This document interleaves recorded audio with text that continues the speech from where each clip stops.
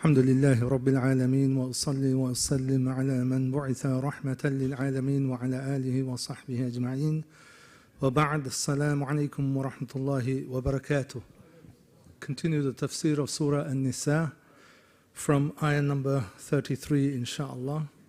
So Allah subhanahu wa ta'ala just concludes or completes one more ayah about inheritance that was then abrogated, and then ayah number 34 discusses something around family law, especially around the roles of men and women, husband and wife, in terms of responsibility and roles. So we'll probably cover ayah number 33 and half of 34 because there's a lot in ayah number 34 to discuss.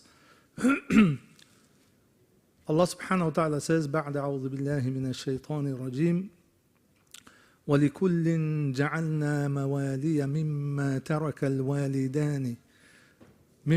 ترك الوالدان والأقربون والذين عقدت أيمانكم فآتوهم نصيبهم إن الله كان على كل شيء شهيدا. And we have appointed heirs to what has been left by parents and next of kin. As for those you have made a pledge to, give them their share. Surely Allah is a witness over all things. So Allah subhanahu wa ta'ala says, وَلِكُلٍّ جَعَلْنَا مَوَالِي.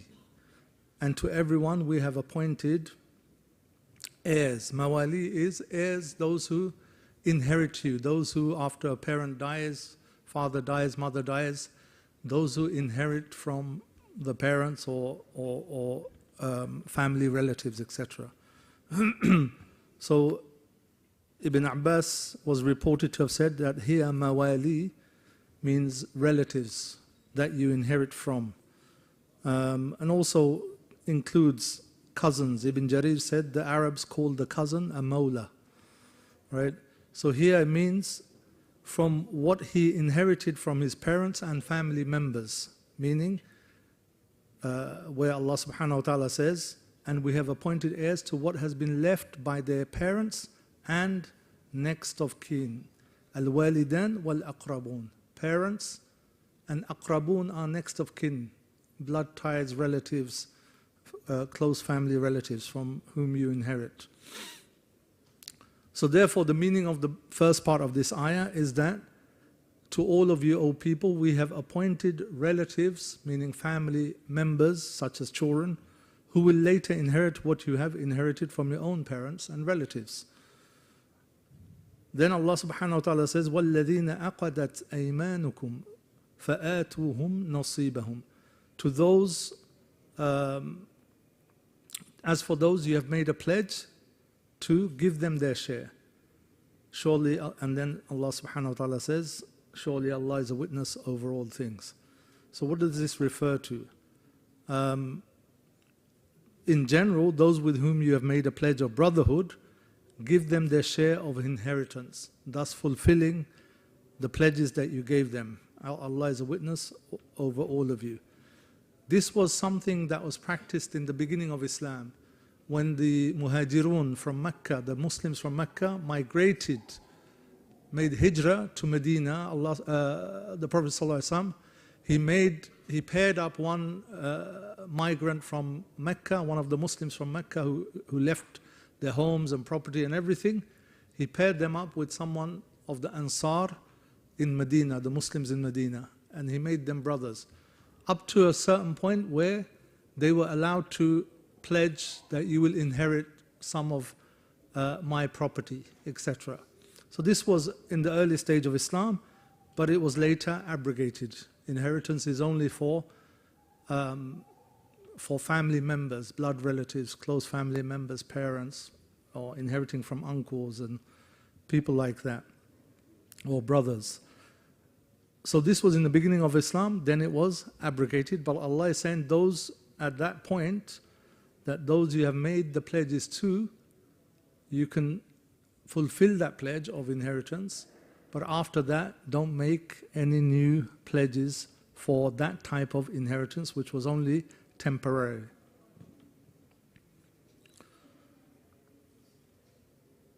So this kind of rounds up some of the ayahs previous to that and is connected to that, around family law, around inheritance, about the shares, etc.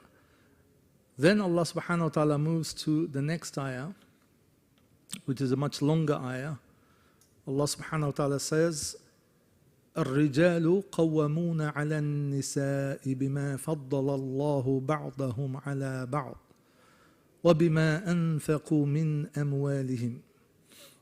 That men are the caretakers of women, as men have been provisioned by Allah over women and tasked with supporting them financially. فالصالحات قانتات حافظات للغيب بما حفظ الله. And righteous women are devoutly obedient and when alone protective of what Allah has entrusted them with. So we will cover actually this part of the ayah today, and next week we'll cover the second half of the ayah because there's quite a bit to discuss, inshaAllah. So before we go into the ayah, we must look at take a step back, look at the overall picture, the context in which this ayah has been placed in, and which the topic and subject of this ayah is to be understood. So the wider context is, or the content of this ayah is the relationship between men and women and the roles and their position. And in particular, very generally, men and women, and then more specific and in particular, between husband and wife. So we need to take a step back and understand Islam in its overall, if you like, purpose, guidance, its overall system, if you like. You know, we all know these basics, that the origins and the purpose of life is that Allah subhanahu wa ta'ala created men and women in truth with a purpose. He didn't just create them for play or for aimless, just as random acts. He created, Allah subhanahu wa ta'ala says, He created everything with haqq, means with justice, with truth, with a reality, with a purpose. So our purpose is, as you all know, Allah subhanahu wa ta'ala created us, men and women, with a purpose to send us to earth, to be tested, and then to go back on Day of Judgment, to be held accountable, responsible for our actions, how we fared, how we did in terms of our actions, with respect to Allah subhanahu wa ta'ala's commands, guidance, His sharia, how we responded. So that's the overall, in summary, the bigger picture, right? Then to guide us in this life, how do we know what to do, what will please Allah, how to worship Him, what is beneficial and what is most conducive for our success in the dunya and the akhirah. All of these detailed guidance is contained where? In the sharia, in the divine revelation sent to messengers one after another, culminating in the final messenger, Muhammad sallallahu alayhi wasallam, and the sharia of Islam. So Allah subhanahu wa ta'ala has given us His way, the sharia, His laws, instructions, how to live life according to His guidance. He sent us for a test, but what are the rules of the test? How are you meant to pass this test? It's contained in the sharia, in the revelation, in the guidance that Allah subhanahu wa ta'ala sent to all peoples.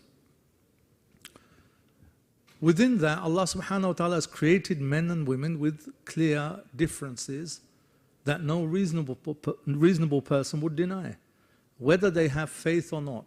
Nobody can deny the certain biological, physical, even perhaps mental or emotional differences that Allah subhanahu wa ta'ala has created men and women with. These differences are not by chance or random mutation or by evolution. These differences are a part of haqq, truth, reality. They exist. They're not social constructs. They're not me or you imposing on men certain realities or on women certain realities. No, they have an objective reality, an objective nature with which Allah subhanahu wa ta'ala has created them with. You can't change, it's a fact. You can't change those characteristics, be it physical or emotional, that Allah subhanahu wa ta'ala has created men and women with. Therefore, this in turn indicates the purposes and roles of men and women in this life. Men and women have many similarities. In many things, they're the same, right? In many things, they are the same. But they also have clear differences. Each has been endowed with a particular physical and emotional characteristic that best suits their role, that they have been created for. Allah subhanahu wa ta'ala has given each a purpose, designed each for a particular role, designed each for a particular function. In many things it's the same function, same role. Like in worshipping Allah subhanahu wa ta'ala. Men have to pray, women have to pray. Men have to fast, women have to fast. Men have to go to Hajj, women have to go to Hajj. Men have to pay zakah, women have to pay zakah. In many roles and responsibilities to do with the deen, it's more or less the same except with some exceptions. But there are clear differences in certain areas of the deen.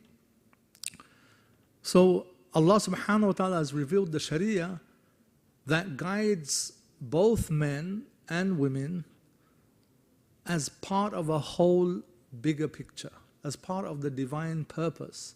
It's not that you just take this ayah on its own, separate, isolated from everything else. You have to look at it from the perspective of the greater picture, the overall purpose that Allah subhanahu wa ta'ala has created this universe for, and particularly created mankind, men and women for. And therefore, the detailed set of rules and regulations that the Sharia provides for men and women is number one, most conducive to the flourishing of both men and women, taking into account their particular design, purpose, and features that Allah subhanahu wa ta'ala has created them with. And it's most conducive or most appropriate to establish justice between men and women, right? The rules and regulations that if you take in isolation one rule, you might think, why is this like this? Why is it, this may appear unfair, this may appear unequal. If you take one rule, isolate it, and just try and work that out. But no, if you look at the whole intricate system of rights, responsibilities, and purposes, and the fact of human nature between men and women, then it all makes sense. It's all perfectly balanced, because it's the creation of Allah subhanahu wa ta'ala who created the universe. And this system of Sharia and its rules and regulation is the best thing that protects each other's rights according to what is best for their natural roles and their own human nature with which Allah has created them. It's also most conducive and best for the flourishing of families as a unit, parents, children, the relationship, the families as a unit, and then as a community, and wider as a nation. So we have to always give a caveat, because these things are public, obviously, that this is not, the Qur'an or these ayahs, they're not here to deny equality of opportunity for anybody. They're not here to discriminate against one gender or the other. This is all fine. Equality of opportunity, that people be treated equally with respect, with all of these things. This is all fine. This is not what the ayah is about. In Islam, with respect to following and being responsible for Allah's commands and being rewarded for the deeds, where men and women are absolutely equal, except in a few specific duties. But both are independent and independently and individually responsible and accountable to Allah subhanahu wa ta'ala. It's not that women can rely on their husband to get to Jannah. Women can say, okay, the men will do this for me, these acts of ibadah, or vice versa. No, you are men and women, you are both independently accountable to Allah subhanahu wa ta'ala. You are independently responsible for the Sharia, whichever applies to you as a rule, regulation. You are accountable to Allah subhanahu wa ta'ala. So this ayah begins with a new topic, a subtopic if you like, because it's still within the greater rules, regulations, guidance around family law if you like. But it's a new topic in the sense it's talking about specific roles of men and women. And its relevance to previous ayahs is that it's a continuation of family legislation. So it starts with an introductory maxim or universal rule that reflects a truth about the creation of Allah subhanahu wa ta'ala with respect to men and women. So Allah subhanahu wa ta'ala lays down a foundational rule. From that rule, other laws and rules and guidance will flow from this universal or maxim, legal maxim if you like, or a universal truth if you like. And that truth is that Allah subhanahu wa ta'ala states at the beginning of the ayah, الرجال قوامون على النساء. Who is this? الرجال قوامون على النساء بما فضل الله بعضهم على بعض وبما أنفقوا من أموالهم. So this first part, الرجال قوامون على النساء. This is a statement that Allah subhanahu wa ta'ala begins with. It's a fact that Allah has made men caretakers over women. It's a general rule. It's a fact that Allah subhanahu wa ta'ala in His divine wisdom has decreed that men are caretakers, and we'll come to what does qawwamun mean. We'll come to that inshallah. But this is the principle, this is the rule, this is the maxim if you like. And then from there flows other rules. So this is something we need to understand. One of the narrations that the reason for revelation or occasion of revelation is,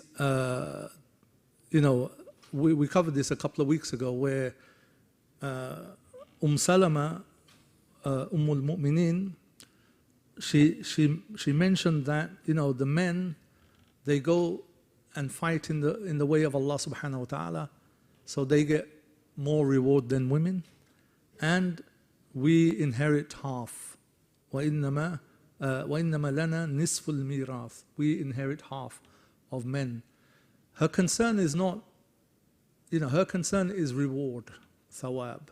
Her concern is the akhirah. It's not power, it's not authority, it's not I want to be a man or something like that. No, her concern is can you wake this brother up or something? Her concern is of thawab, of reward. Yeah? So it's not anything else. Her concern is akhirah. But she made this comment, and some people say, some mufassirun point to this incident and say then this ayah was revealed in response. This ayah was revealed. And as you know, it doesn't mean when they say this ayah was revealed for this reason, it could be actual for this reason, for this occasion. But often they also mean that this ayah is appropriate as an answer for this issue. It doesn't mean it was revealed there and then because of that. This ayah is appropriate, relevant as an answer to this particular question, whether at that time or later on, and obviously for all times. So Allah subhanahu wa ta'ala says, الرجال قوامون على النساء. Men are caretakers of women. Here Allah subhanahu wa ta'ala uses الرجال with the alif lam and An-Nisa with the alif lam.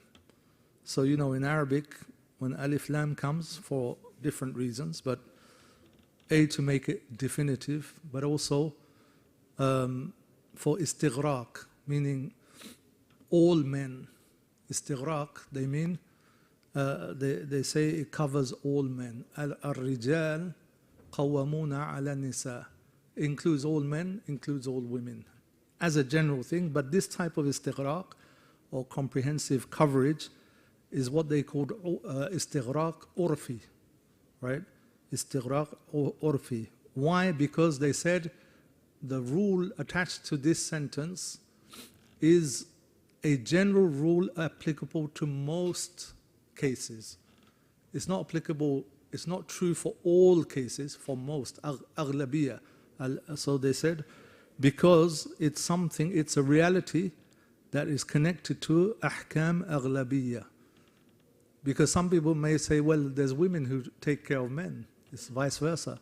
There's women who earn and look after men. There's some women who have that responsibility and leadership. Yeah, that's correct.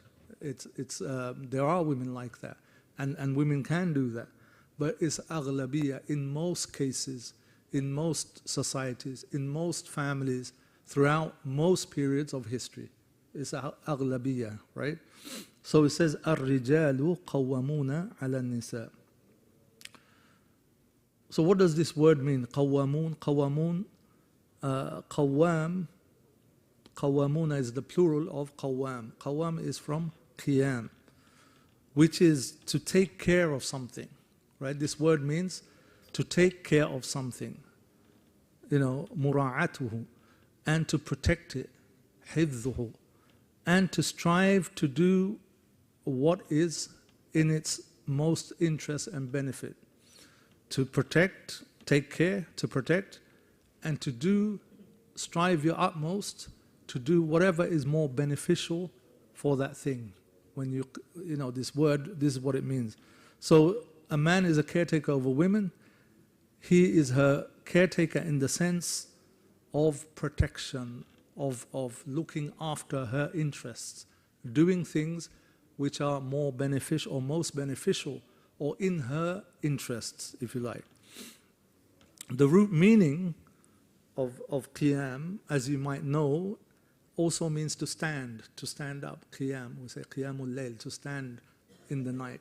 So also means to stand up, and also means to take a firm decision. The root word comes from the meaning of to stand and also to take a firm decision, azm. So here the Mufassirun said the qiyam here is with respect to protection especially, and defending women, as well as providing for them financially. The caretaker role is not that you are a leader and everything you say the woman just follows. That's not the meaning. Yes, part of that is there, but the core meaning here, qawwamun, qawwam is the caretaker who protects and defends the family or the women, and also provides for them financially, right? This is the core meaning. Leadership comes naturally within that, without a doubt, but we'll talk about the scope of the leadership.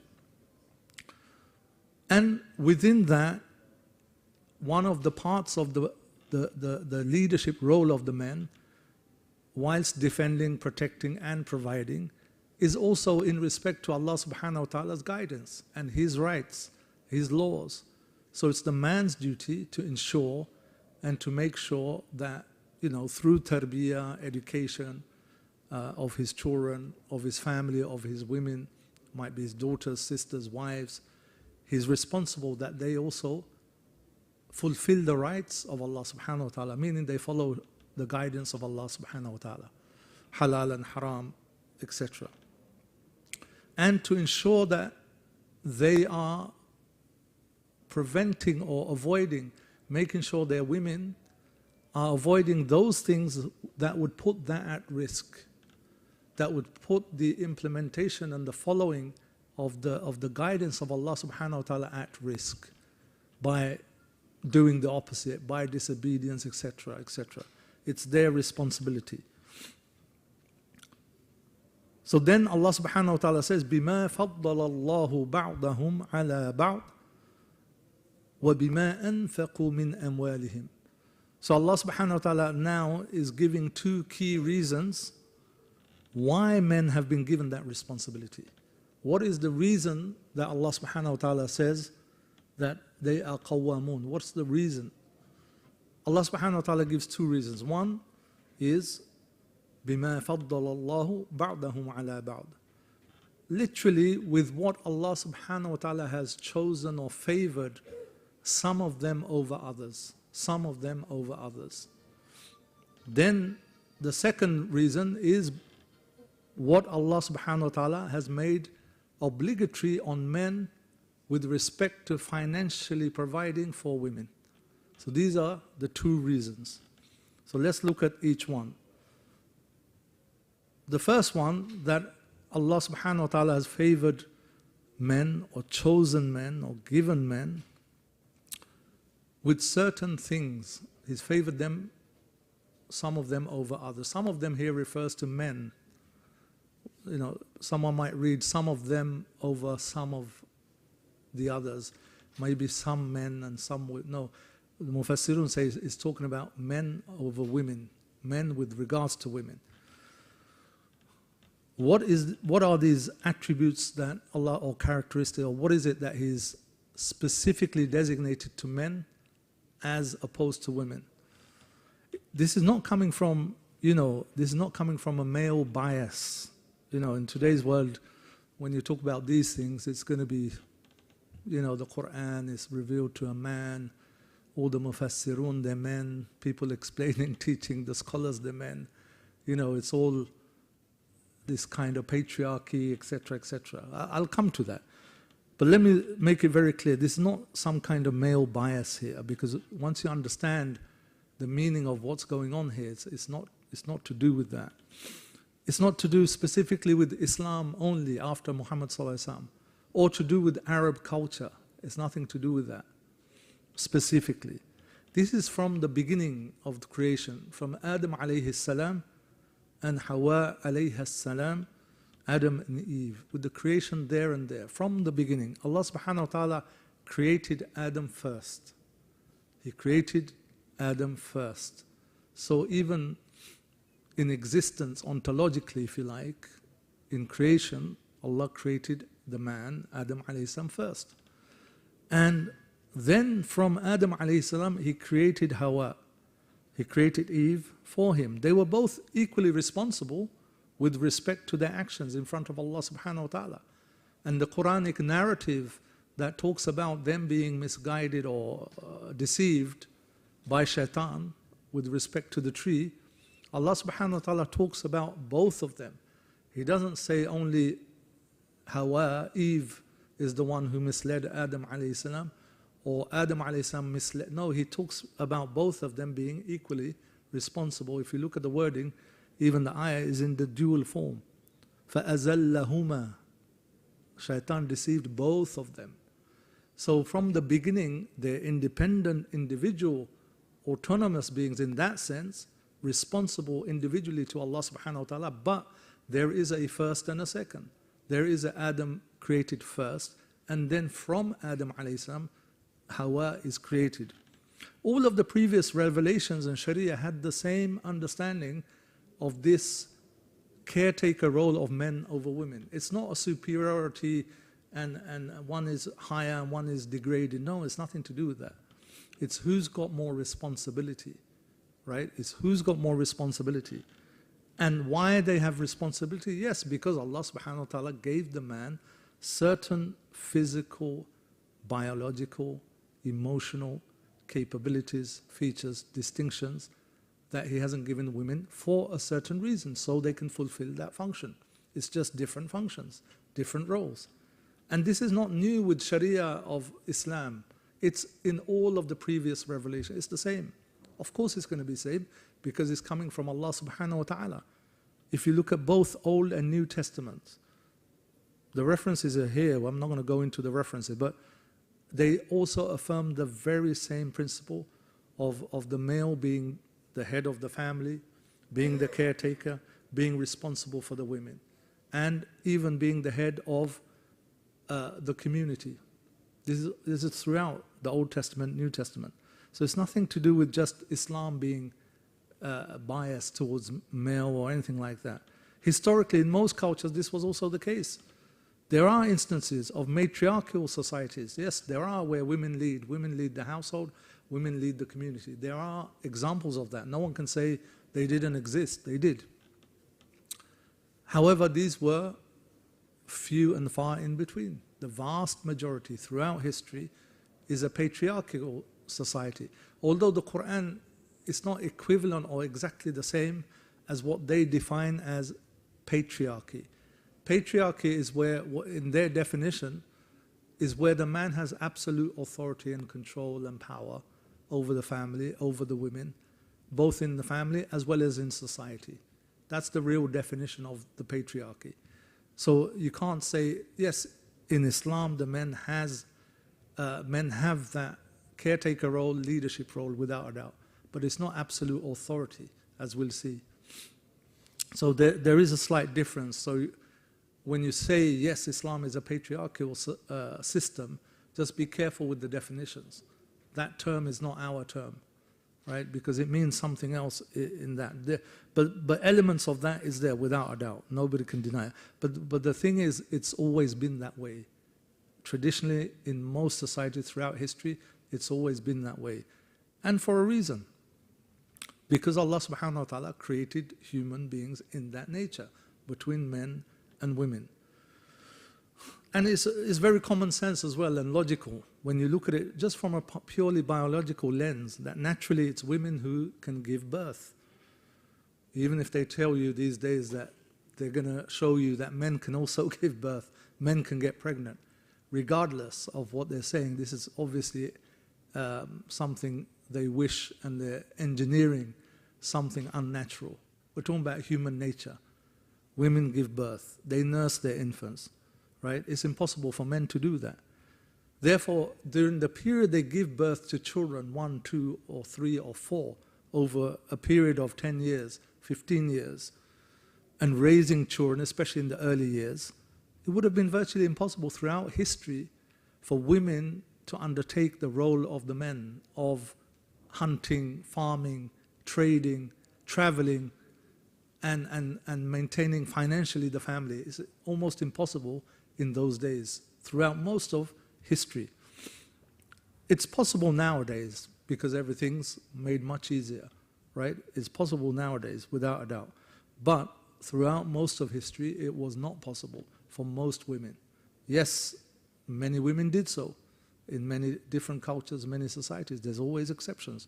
And this ayah is not saying women shouldn't or can't do that either. Women shouldn't or can't do that. It's not saying that. It's giving you aghlabiyah. It's giving you the roles and functions as a baseline. What is obligatory on the man is to be a caretaker and provide, protect, defend, and financially provide for the family, the women. This is an obligation. What happens afterwards, you can discuss. That's not a problem. So even on a basic common sense level, just on one aspect, there is a clear difference physically, strength-wise, biologically, etc., etc. This nobody can deny, right? And as I said, this isn't to say that women can't work or women can't raise a family if they have to as a single mother, without a father, without a husband. Of course they can. This isn't to say women can't be leaders in an organization or in a community or something like that. This is not the point.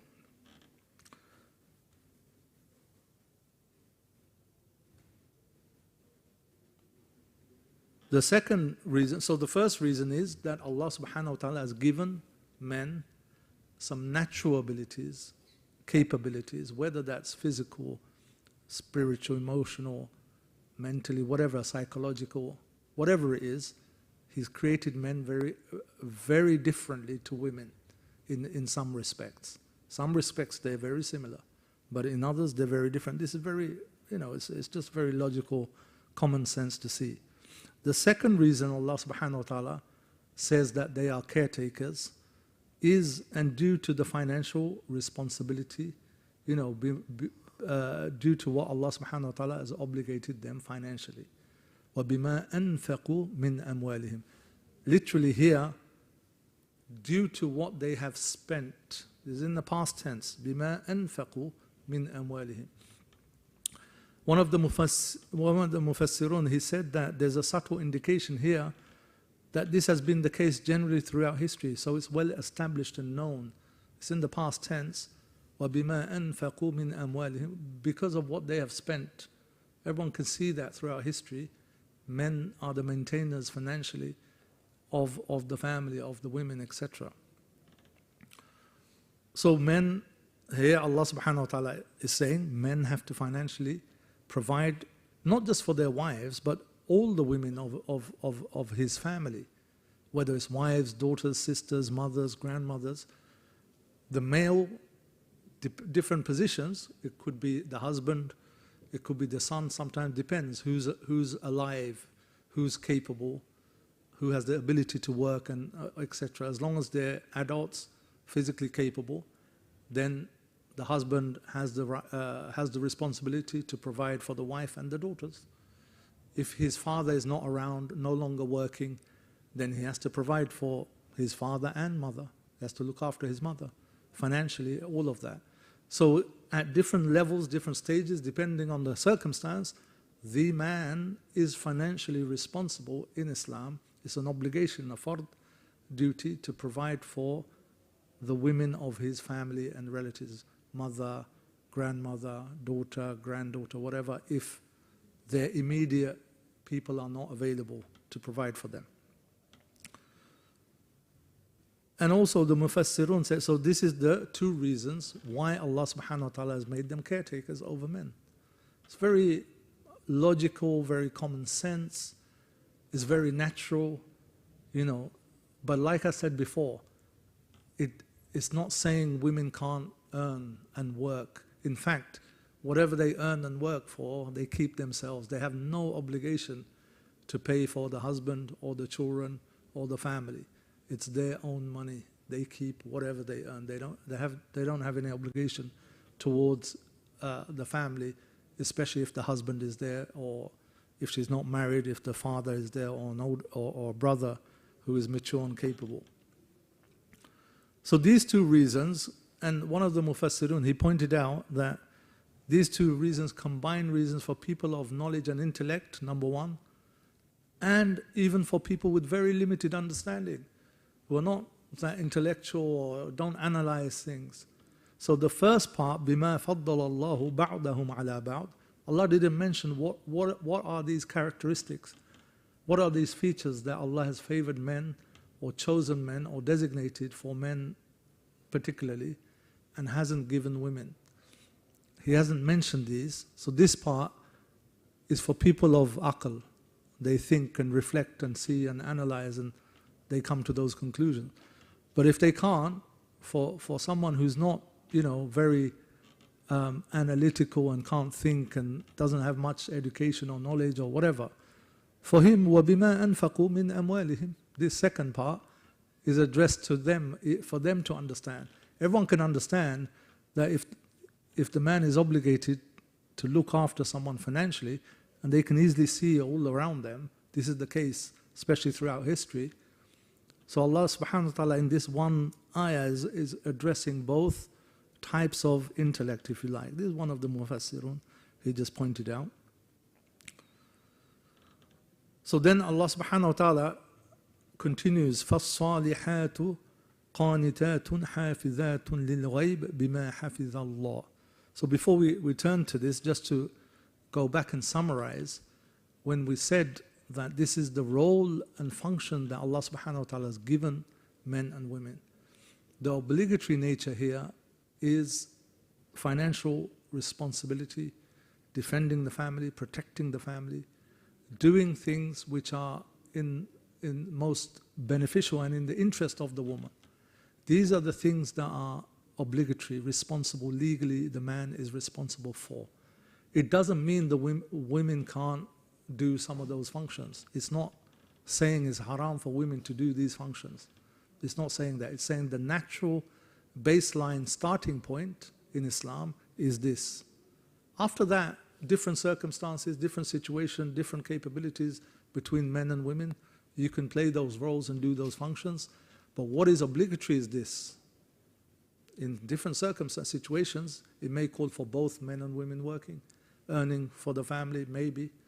But the obligation is not removed from the men, and the obligation is not put on the women just because you two decide to do that. That's fine. Economic situations, different societies, women are free to work. Women are free to do business, just like men. And as I said, they keep the money. So this is not about preventing women from working or anything like that, or exercising their freedom to do certain things. No. It's giving you a starting point, number one. That is in Islamic law what is obligatory for the men to do as opposed to women. And also it's also giving you a kind of natural order of things. It's giving you a natural order of things. If, and this is, you know, it's not, again, it's not specific to Arab culture or Islam. In the West today, in our societies today, there are many podcasts and videos coming out now about those women who say they were duped, they were deceived by this whole race towards abandoning the family, or don't have children, delay marriage, delay having children for the sake of your career. Just for chasing that position, that career, many women are burnt out, they regret it, they look back with regret, what they've lost out. Many women are speaking out against this, right? So it's not that, yes, it's a kind of natural order of things. Within that you can chop and change, but the natural order of things is this. And Islam obligates men with certain financial and other responsibilities. That is their role. Once you take that away and you break it up and you say, no, nobody's got those responsibilities. It's whoever decides, right? Man or woman, doesn't matter. Then you break the natural order of things. Then you break what is most conducive, what is most suitable and relevant for the way men and women have been created. You break that. And that has consequences. We can see that all around us. But also understand that, and it comes later in the ayah, that those roles and responsibilities, if they're not understood properly from the Qur'an and the Hadith, there can be two extremes. There can be a lot of abuse, a lot of discrimination, a lot of injustice. If this ayah is misused, there can be. So this part of the ayah, let me just go on to that. So Allah subhanahu wa ta'ala says, فَالصَّالِحَاتُ قَانِتَاتٌ حَافِظَاتٌ لِلْغَيْبِ بِمَا حَفِظَ اللَّهِ. And righteous women are devoutly obedient and, when alone, protective of what Allah has entrusted them with. So after mentioning what Allah subhanahu wa ta'ala has created men with distinctly, it's as though now He's turning to women to address them. What is distinct about the women that He's created? Spoken about the men. This is why they're caretakers, because of the financial responsibility, because of their certain capacities that Allah has given them naturally.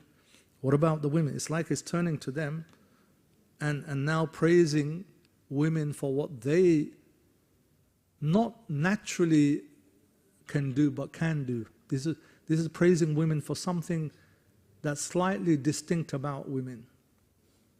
What is that? So for salihat, Allah subhanahu wa ta'ala begins with this fa. Salihat is righteous. Salihah, a righteous woman, a pious woman. But with the fa salihat, it indicates, like in English you'd say therefore or then, fa salihat. Here they said it means then the women should be righteous. The women should be righteous, that's number one. Like Allah is commanding them, encouraging them to be righteous. What is the characteristic of these women? Allah subhanahu wa ta'ala says they are qanitat. He didn't say that about the men here. He's saying about the women, they are qanitat. Qunut is ibadah of Allah subhanahu wa ta'ala. Qanitat means they are obedient to Allah subhanahu wa ta'ala, His commands, to Islam, right? They are obedient to Allah subhanahu wa ta'ala, qanitat. And on top of that, حَافِظَاتٌ لِلْغَيْبِ. They are, when alone, protective, بِمَا حَفِظَ اللَّهِ, protective of what Allah has entrusted them with. Most people mention here that they protect the husband's honor, dignity while he's not there.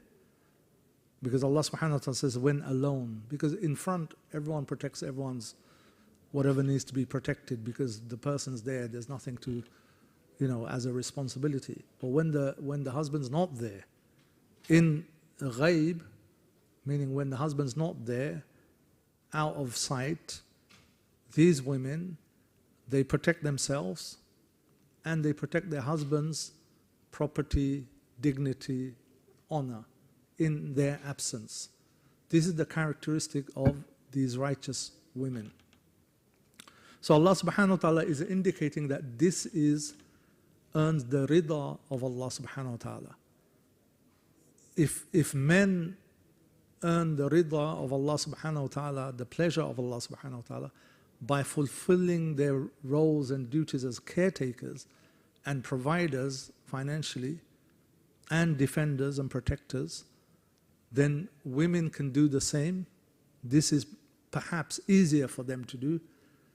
Hence Allah subhanahu wa ta'ala is mentioning this as a special or distinct characteristic of the women, because he's saying that they are qanitat, salihat, be salihah, be righteous, and that they are qanitat, meaning they are obedient to Allah subhanahu wa ta'ala. Right?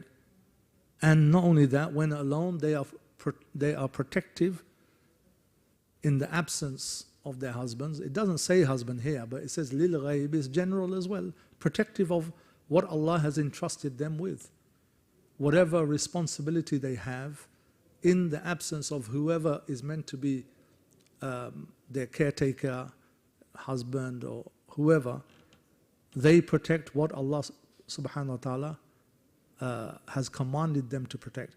Bima hafiz Allah means what Allah subhanahu wa ta'ala has commanded them to protect, they protect. There's another explanation to this, or not explanation, a further explanation of this.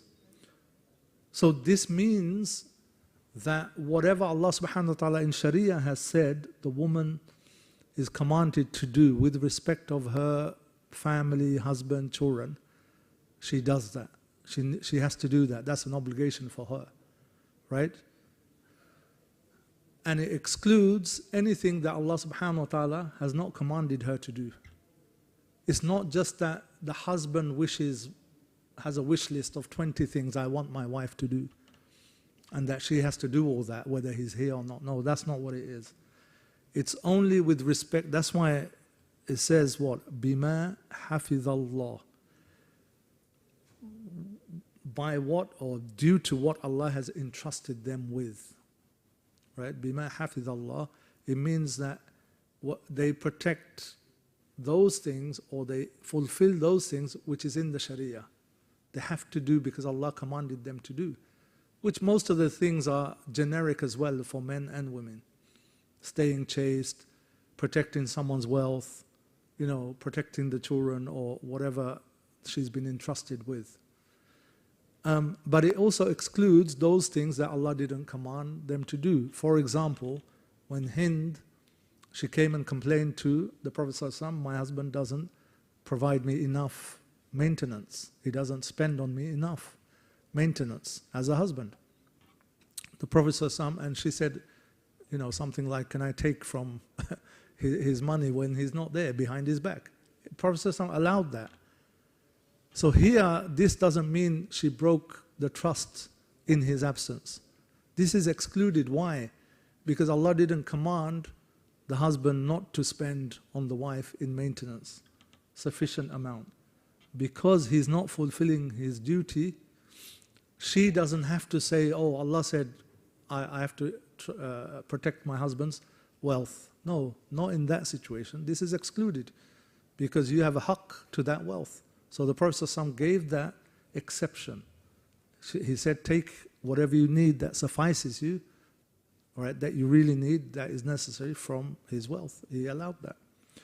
So, bima hafiz Allah means within the boundaries of Sharia. She doesn't have to do things just because the husband wants this thing done or prefers this.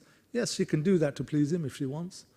If she doesn't, and it's not a sin, and it's not something against Sharia, and it's not a duty that Allah has given her, she doesn't have to do. Especially if it's something that she really dislikes, or it's a burden on her, or she can't do it. So there is that framework that Allah subhanahu wa ta'ala gives whilst praising them. So we'll stop here for today. I think we've gone on for quite a bit more than usual. And we'll finish the second half of the ayah, which is has a lot more detail on what happens when there's a issue or breakdown in the relationship between the husband and wife due to some specific acts, perhaps. So we'll do that next week, inshallah. But we'll stop here for today. If there's any quick questions, we can take, inshallah. No? If not, yes. Just a quick point. Obviously, in today's day and age, Yeah. it's a lot more expensive living-wise, especially in London where we're living and stuff like this. Yeah. So looking at the ayah, the way that you analyse it, and looking at the reality that we're living in now, they're quite two different things.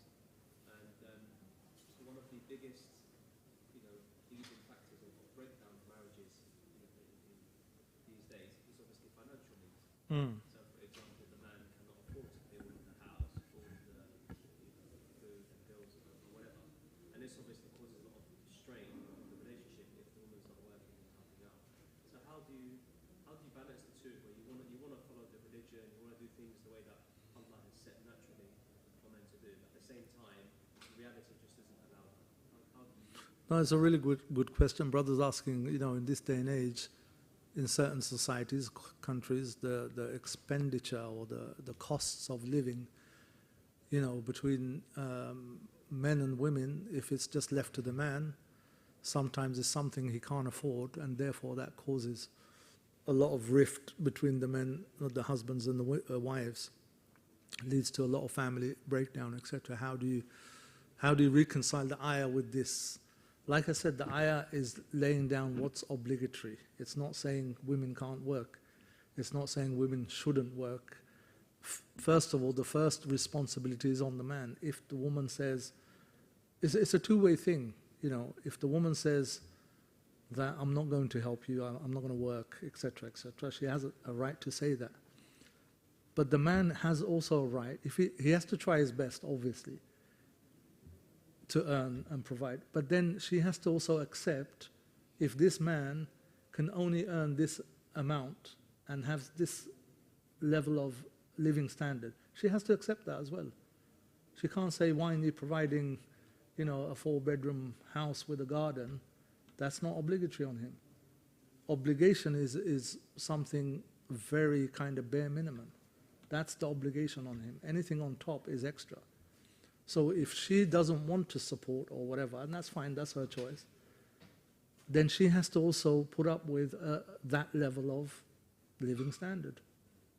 But if they get together and say, you know what, this is the situation, unless we both work, we can't live a certain lifestyle, if that's what you want, then, they can agree to do that and work, both work. But it's not obligatory on her. This is just about rights and obligations.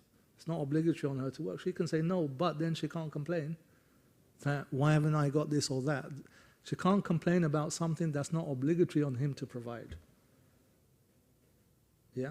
So it's not a tight jacket, straight jacket that you have to just, this is the basic, the responsibility. After that, you discuss. Use your common sense. Yeah.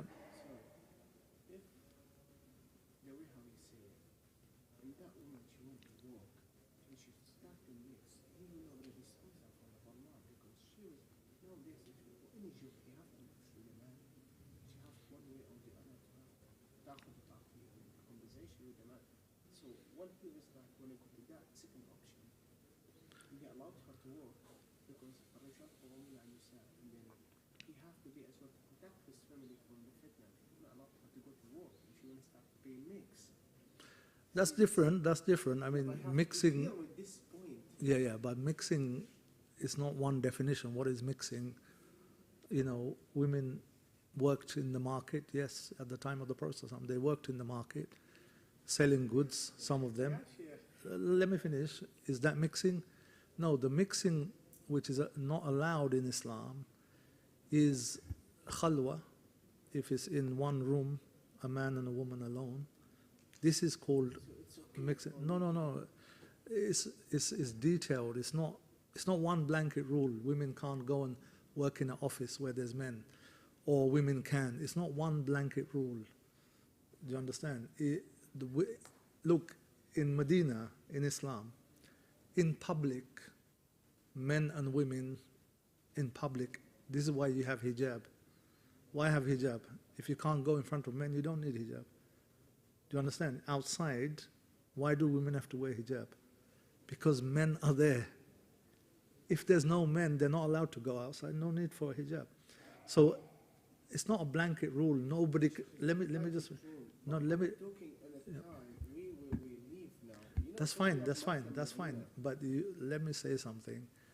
You can't have a blanket rule that no woman can go to work in this country. I didn't say that. I don't put that point. What I'm saying, because now you start to have a conversation. But I agree with you. Yes, it's not. I don't want to tell you from my experience. Yeah. So many things happening. That can happen. That can happen to men as well.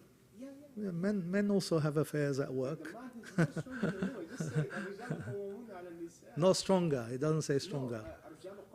No, They are. When it comes to this free mixing and affairs, men are probably weaker than women. Probably. But I'm saying it's not a blanket rule. Each situation has its details. Each situation is different. It depends on the workplace, depends on the nature of the work, depends on what they have to do there, etc., etc. It's different rules for different situations. But I know what you're saying. Yes, men are also responsible for where they allow their wives to work, of course, without a doubt. That's there as well. Okay, inshallah. Jazakumullah khairan. We'll see.